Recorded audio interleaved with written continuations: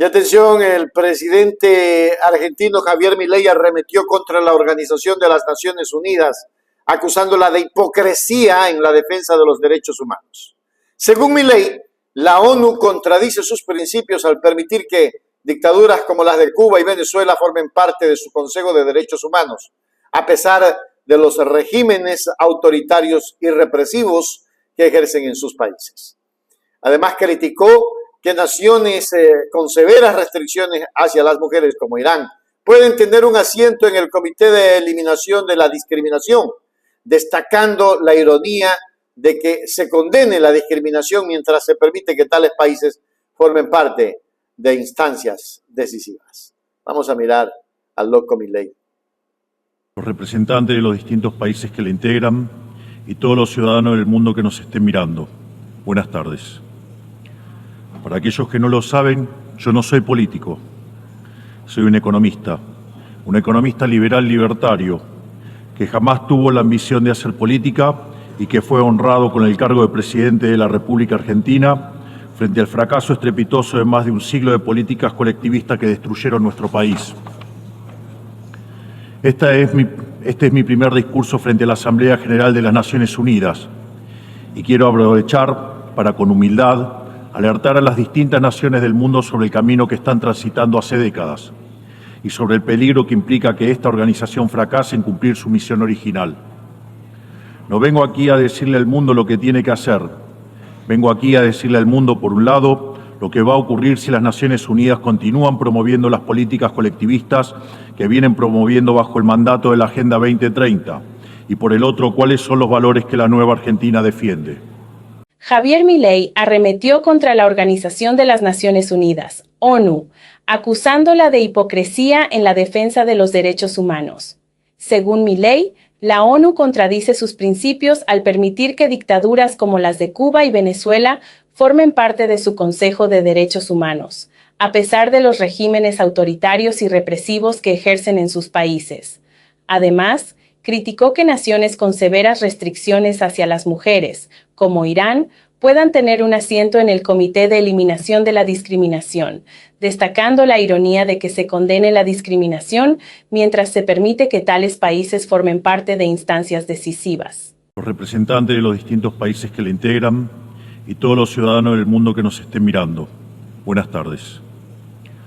Para aquellos que no lo saben, yo no soy político, soy un economista liberal libertario, que jamás tuvo la ambición de hacer política y que fue honrado con el cargo de presidente de la República Argentina frente al fracaso estrepitoso de más de un siglo de políticas colectivistas que destruyeron nuestro país. Este es mi primer discurso frente a la Asamblea General de las Naciones Unidas y quiero aprovechar para, con humildad, alertar a las distintas naciones del mundo sobre el camino que están transitando hace décadas y sobre el peligro que implica que esta organización fracase en cumplir su misión original. No vengo aquí a decirle al mundo lo que tiene que hacer. Vengo aquí a decirle al mundo, por un lado, lo que va a ocurrir si las Naciones Unidas continúan promoviendo las políticas colectivistas que vienen promoviendo bajo el mandato de la Agenda 2030, y por el otro, cuáles son los valores que la nueva Argentina defiende. Quiero, sí, comenzar dando crédito cuando el crédito corresponde. La Organización de Naciones Unidas nace del horror de la guerra más cruenta de la historia global, con el objetivo principal de que nunca volviera a ocurrir. Para ello, la organización grabó en piedra sus principios fundamentales en la Declaración Universal de Derechos Humanos. Ahí se consignó un acuerdo básico en torno a una máxima, que todos los seres humanos nacen libres e iguales en dignidad y derechos. Bajo la tutela de esta organización y la adopción de estas ideas, durante los últimos 70 años la humanidad vivió un periodo de paz global más largo de la historia, que coincidió también con el periodo de mayor crecimiento económico de la historia. Se creó un foro internacional donde las naciones pudieran dirimir sus conflictos a través de la cooperación, en vez de recurrir instantáneamente a las armas, y se logró algo impensado: sentar de manera permanente a las 5 potencias más grandes del mundo en una misma mesa, cada una con el mismo poder de veto, a pesar de tener intereses totalmente contrapuestos. Todo esto no hizo que el flagelo de la guerra desapareciera, pero se logró por ahora que ningún conflicto escalara a proporciones mundiales. El resultado fue que pasamos de tener 2 guerras mundiales en menos de 40 años, que en conjunto se cobraron más de 120 millones de vidas, a tener 70 años consecutivos de relativa paz y estabilidad global, bajo el manto de un orden que permitió al mundo entero integrarse comercialmente, competir y prosperar. Porque donde entra el comercio no entran las balas, decía Bastiat. Porque el comercio garantiza la paz, la libertad garantiza el comercio y la igualdad ante la ley garantiza la libertad. Se cumplió, en definitiva, lo que consignó el profeta Isaías y se lee en el parque cruzando la calle. Dios juzgará entre las naciones y arbitrará por los muchos pueblos. Forjarán sus espadas en rejas de arado y sus lanzas en podadoras. Nación no tomará espada contra nación, nunca más conocerán la guerra. Esto es lo que ha ocurrido mayormente bajo la tutela de las Naciones Unidas en sus primeras décadas. Y por eso, desde esta perspectiva, estamos hablando de un éxito destacable en la historia de las naciones que no puede ser soslayado. Ahora bien, en algún momento, y como suele ocurrir con la mayoría de las estructuras burocráticas que los hombres creamos, esta organización dejó de velar por los principios esbozados en su declaración fundante y comenzó a mutar. Una organización que había sido pensada esencialmente como un escudo para proteger el reino de los hombres, se transformó en un leviatán de múltiples tentáculos que pretende decidir no solo qué debe hacer cada Estado-nación, sino también cómo deben vivir todos los ciudadanos del mundo. Así es como pasamos de una organización que perseguía la paz a una organización que le impone una agenda ideológica a sus miembros sobre un sinfín de temas que hacen a la vida del hombre en sociedad.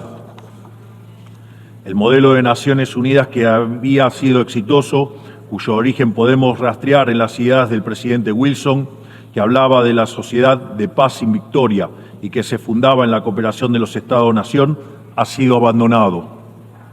Ha sido reemplazado por un modelo de gobierno supranacional de burócratas internacionales que pretenden imponerle a los ciudadanos del mundo un modo de vida determinado. Lo que se está discutiendo esta semana aquí en Nueva York, en la Cumbre del Futuro, no es otra cosa que la profundización de ese rumbo trágico que esta institución ha adoptado. La profundización de un modelo que, en palabras del propio secretario de las Naciones Unidas, exige definir un nuevo contrato social a escala global, redoblando los compromisos de la Agenda 2030. Quiero ser claro en la posición de la Agenda Argentina. La Agenda 2030, aunque bien intencionada en sus metas, no es otra cosa que un programa de gobierno supranacional de corte socialista, que pretende resolver los problemas de la modernidad con soluciones que atentan contra la soberanía de los Estados-nación y violentan el derecho a la vida, a la libertad y a la propiedad de las personas. Es una agenda que pretende solucionar la pobreza, la desigualdad y la discriminación con legislación que lo único que hace es profundizarla. Porque la historia del mundo demuestra que la única manera de garantizar la prosperidad es limitando el poder del monarca, garantizando la igualdad ante la ley y defendiendo el derecho a la vida, a la libertad y a la propiedad de los individuos. Ha sido precisamente la adopción de esa agenda que obedece a intereses privilegiados y el abandono de los principios esbozados en la Declaración Universal de Derechos Humanos de las Naciones Unidas lo que tergiversó el rol de esta institución y la puso en una senda equivocada. Así, hemos visto cómo una organización que nació para defender los derechos del hombre ha sido una de las principales propulsoras de la violación sistemática de la libertad, como por ejemplo con las cuarentenas a nivel global durante el año 2020 y que debería ser considerado un delito de lesa humanidad. En esta misma casa, que dice defender los derechos humanos, han permitido el ingreso al Consejo de Derechos Humanos a dictaduras sangrientas como la de Cuba y Venezuela sin el más mínimo reproche. En esta misma casa, que dice defender los derechos de las mujeres, permite el ingreso al Comité para la Eliminación de la Discriminación contra la Mujer a países que castigan a sus mujeres por mostrar la piel. En esta misma casa, sistemáticamente, se ha votado en contra del Estado de Israel, que es el único país de Medio Oriente que defiende la democracia liberal, mientras se ha demostrado en simultáneo una incapacidad total de responder al flagelo del terrorismo. En el plano económico, se han promovido políticas colectivistas que atentan contra el crecimiento económico, violentan los derechos de propiedad y entorpecen el proceso económico natural, llegando a impedirle a los países más postergados del mundo gozar libremente de sus propios recursos para salir adelante.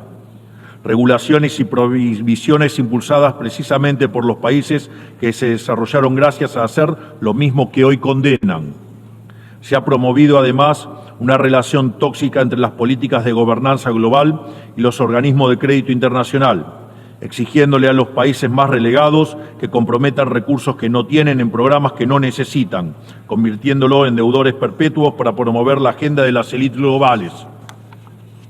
Tampoco ha ayudado el tutelaje del Foro Económico Mundial, donde se promueven políticas ridículas con anteojeras maltusianas, como las políticas de emisión cero, que dañan sobre todo a los países pobres, a las políticas vinculadas a los derechos sexuales y reproductivos, cuando la tasa de natalidad de los países occidentales se está desplomando, anunciando un futuro sombrío para todos.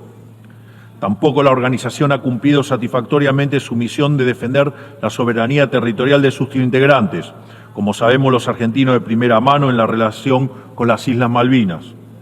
Y llegamos incluso a una situación en la que el Consejo de Seguridad, que es el órgano más importante de esta casa, se ha desnaturalizado, porque el veto de sus integrantes permanentes se empezó a utilizar en defensa de los intereses particulares de algunos.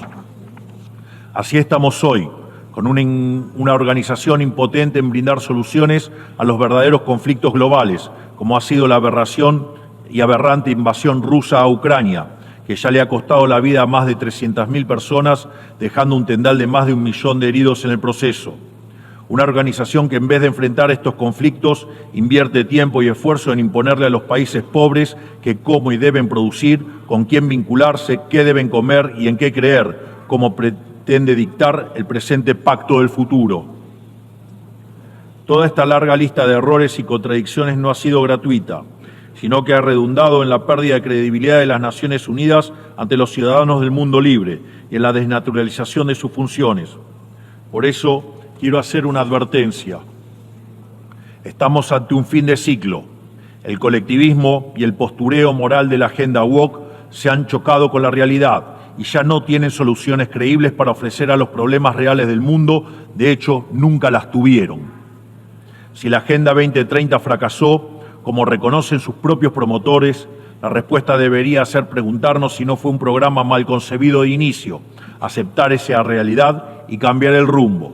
No se puede pretender persistir en el error redoblando la apuesta de una agenda que ha fracasado. Siempre ocurre lo mismo con las ideas que vienen de la izquierda. Diseñan un modelo acorde a lo que el ser humano debería hacer, según ellos, y cuando los individuos libremente actúan de otra manera, no tienen mejor solución que restringir, reprimir y coartar su libertad. Nosotros en Argentina ya hemos visto con nuestros propios ojos lo que hay al final de este camino de envidia y pasiones tristes. Pobreza, embrutecimiento, anarquía y una ausencia fatal de libertad. Todavía estamos a tiempo de apartarnos de ese rumbo. Quiero ser claro con algo para que no haya malas interpretaciones. La Argentina, que está viviendo un proceso profundo de cambio en la actualidad, ha decidido abrazar las ideas de la libertad. Esas ideas que dicen que todos los ciudadanos nacemos libres e iguales ante la ley, que tenemos derechos inalienables otorgados por el Creador, entre los que se encuentra el derecho a la vida, a la libertad y a la propiedad.